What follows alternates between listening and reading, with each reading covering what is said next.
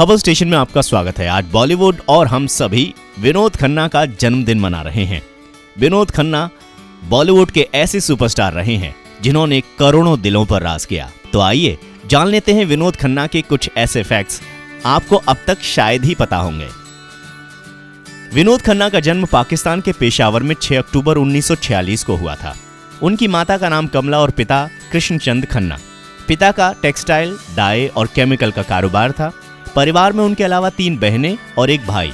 हालांकि उनके परिवार से फिल्मी दुनिया में आए सिर्फ विनोद खन्ना।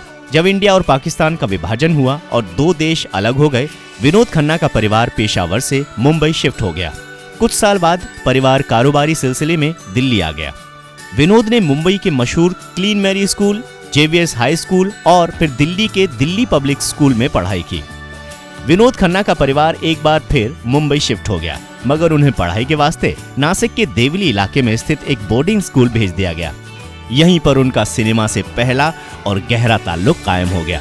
विनोद खन्ना की पहली फिल्म थी मन का मीत। हीरो थे सुनील दत्त और विनोद खन्ना इसमें बने थे विलेन।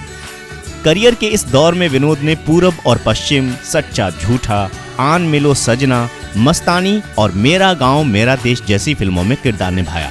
ज्यादातर इन फिल्मों में वो विलेन बने या फिर सपोर्टिंग एक्टर।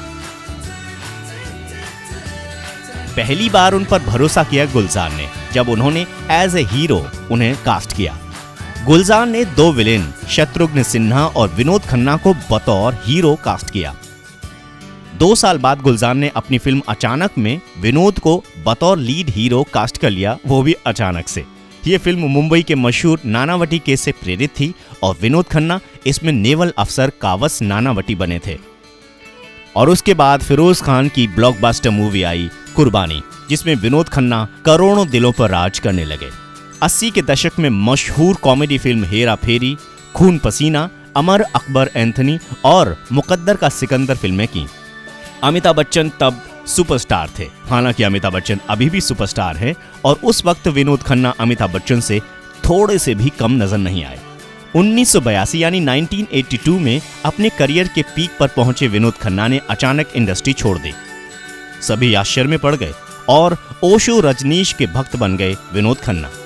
विनोद खन्ना ने भगवा वस्त्र धारण कर लिए और पूरी तरह से ध्यान में विलीन हो गए। 5 साल के स्वयं आरोपित निर्वासन के बाद विनोद खन्ना वापस लौटे फिल्म इंसाफ से। 1987 में आई इस फिल्म में उनकी एक्ट्रेस थी डिम्पल कपाड़िया, जिन्होंने करोड़ों दिलों पर राज करते हुए खूबसूरती की एक नई परिभाषा बॉलीवुड में कायम की।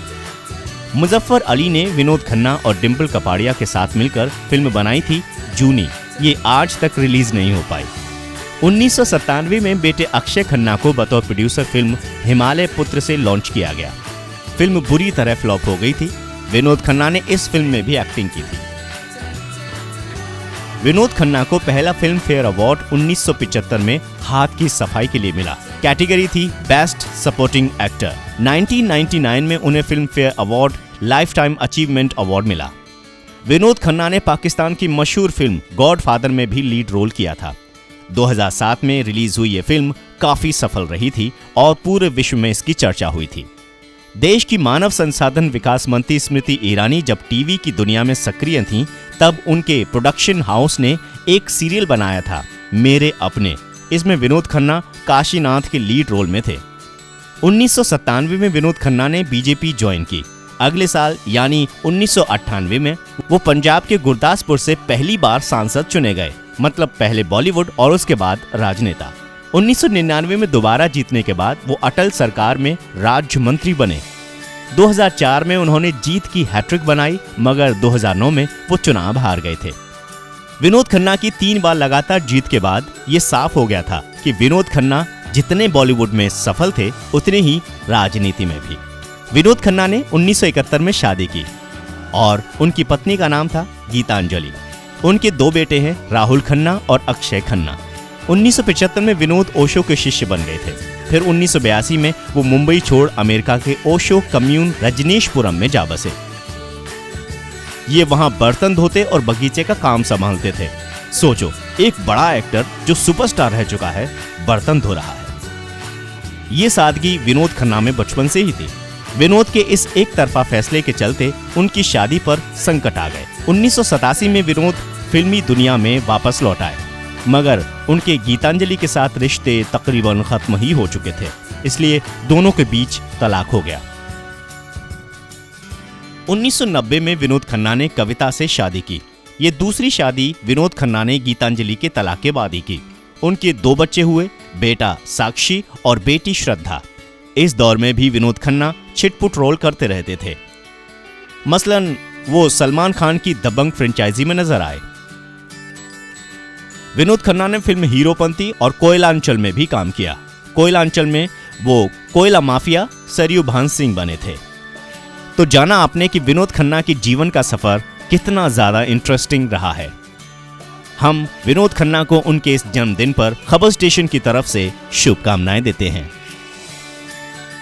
Happy birthday Vinod Khanna ji.